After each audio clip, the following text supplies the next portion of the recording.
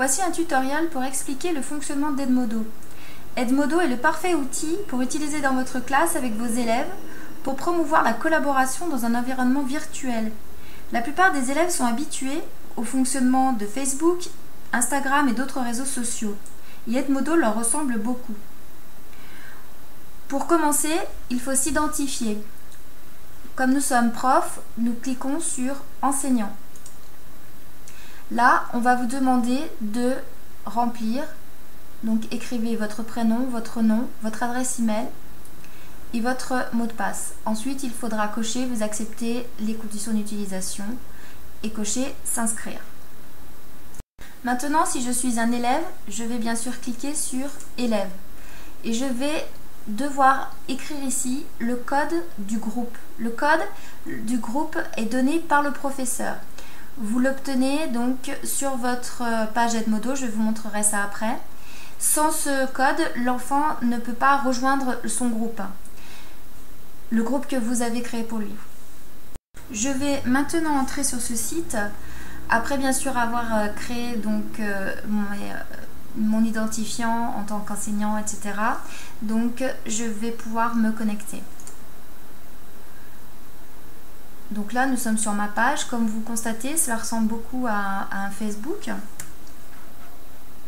La première étape va être de créer un groupe. Vous voyez ici, sur la gauche, j'ai déjà, moi, créé plusieurs groupes. Si je veux créer donc un nouveau groupe, je vais cliquer ici. Donc, ça fait créer.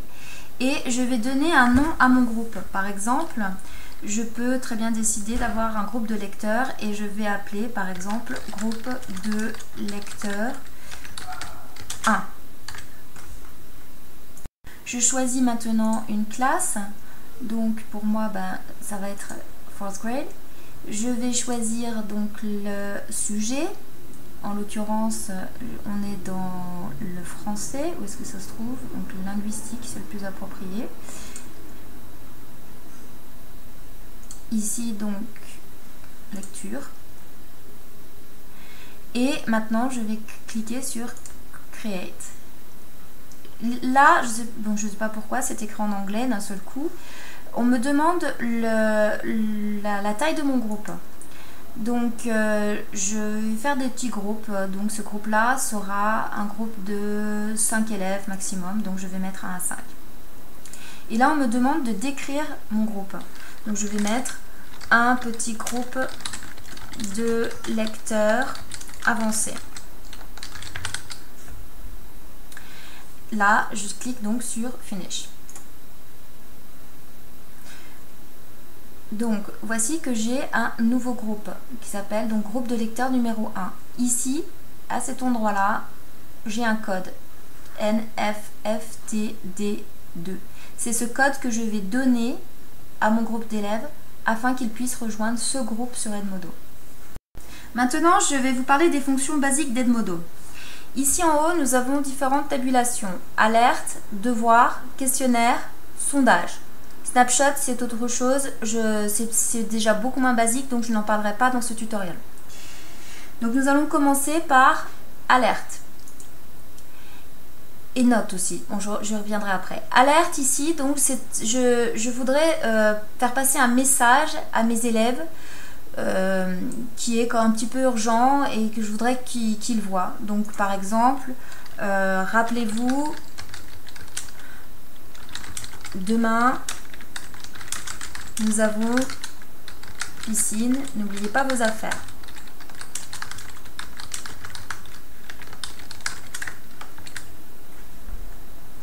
Je vais ensuite faire attention à qui je destine donc ce message.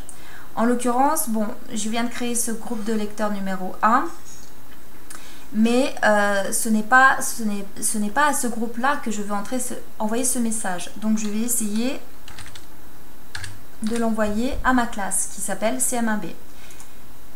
Donc j'enlève groupe de lecteurs 1 et je laisse juste CM1B et je clique envoyer. Je vais m'intéresser maintenant à la rubrique devoir. Donc ici j'ai plusieurs options possibles. Je peux donc récupérer un devoir que j'ai déjà utilisé. Je peux donc rentrer une date butoir Et ici, je vais écrire le titre de mon devoir. Donc pour moi, ce sera fiche de lecture 1. Je décris le devoir, donc c'est-à-dire la consigne. Compléter cette fiche. Faites tous les exercices sauf le 3. Ici, je vais décider de la date butoir, donc par exemple le 24 septembre. Je vais cliquer verrouiller ce devoir après son échéance, ça évite que les élèves puissent rendre leur devoir en retard. Et je vais l'adresser à mon groupe de lecteurs numéro 1. Maintenant, je vais récupérer cette fameuse fiche en allant la chercher dans mes dossiers. Donc, elle la télécharge. Donc, j'attends qu'elle ait téléchargé. Le téléchargement est terminé, je l'envoie. Apparaît ici donc ma fiche de lecture, 0 rendu, forcément pour l'instant j'ai personne dans mon groupe, avec l'échéance. Et je vois exactement ce que mes élèves vont pouvoir voir. Compléter cette fiche, faites tous les exercices sauf le 3. Et là, c'est pour télécharger le fichier. Je vais m'intéresser maintenant à la rubrique questionnaire. Ici, je peux soit créer un questionnaire, soit charger un questionnaire qui a déjà été créé. Donc, je vais créer un questionnaire. Alors, ici, il va falloir que je lui donne un titre. Donc, je vais l'appeler Joker 1. La limite de temps, ça affiche généralement 60 minutes, mais je peux donc diminuer ou bien augmenter. Je vais laisser 60 minutes. Et puis, je vais choisir, donc, est-ce que je veux un choix multiple, un vrai-faux, une réponse courte, remplir les blancs ou correspondant. Pour chaque question, j'ai cette option, donc je ne suis pas obligée de faire qu'un questionnaire à choix multiple ou qu'un questionnaire vrai-faux. Pour la première question, je vais choisir vrai-faux. Je vais donc cliquer sur ajouter première question et je vais taper donc dans Joker, les enfants sont stressés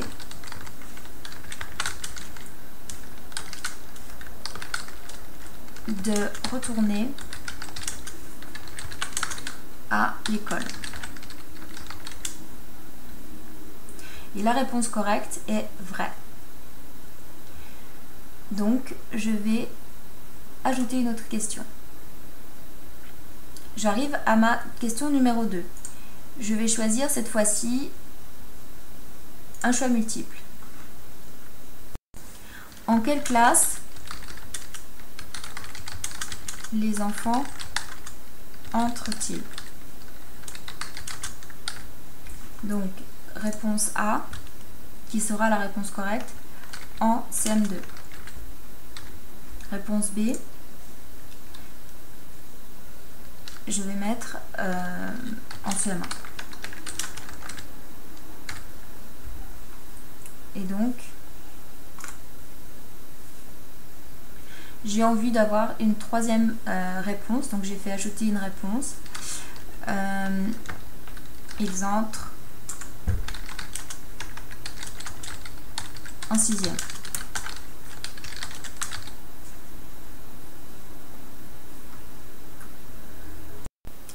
Je vais maintenant donc attribuer le questionnaire à mes élèves en cliquant là-dessus. Donc ici,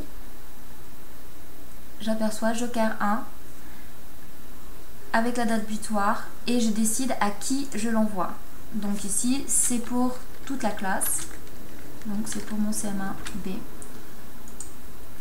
Et je clique envoyer. Ah zut, j'ai oublié de définir l'échéance. Ce questionnaire, ils doivent me le rendre pour le 25. Donc je peux envoyer. Donc voilà pour ce qui est du questionnaire.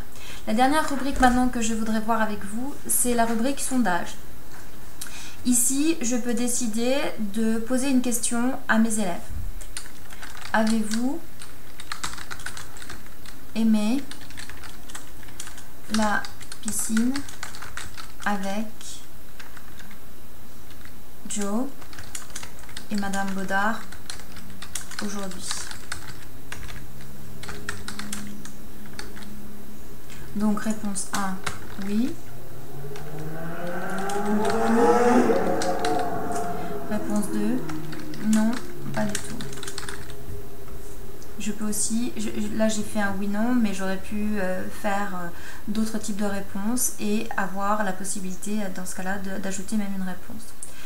Je n'ai plus qu'à envoyer. Avant, bien sûr, il faut que je décide à qui je pose cette question. Je vais poser cette question à toute la classe. J'envoie. Et donc ensuite, ça va apparaître sur la page de mes élèves et ils vont pouvoir voter. Quand ils auront voté, ici, je verrai donc leur vote apparaître. Une dernière tabulation, j'avais un petit peu oublié, donc nous y revenons. C'est la tabulation notes. Elle marche à peu près comme alerte. J'ai envie d'envoyer un message à ma classe, qui n'est pas forcément un message très urgent, mais j'ai quelque chose à leur communiquer. Donc je vais saisir mon message ici. Ici, je vais saisir le nom du groupe et je vais l'envoyer. Donc voilà pour les fonctions basiques de Edmodo. Ce que je voulais donc aussi préciser concernant Edmodo, c'est que on a là aussi la possibilité de correspondre avec des enseignants, avec des spécialistes de l'éducation. Moi par exemple, je suis en contact avec d'autres enseignants avec lesquels on a fait un stage en commun qui s'appelait iPad Integration Share.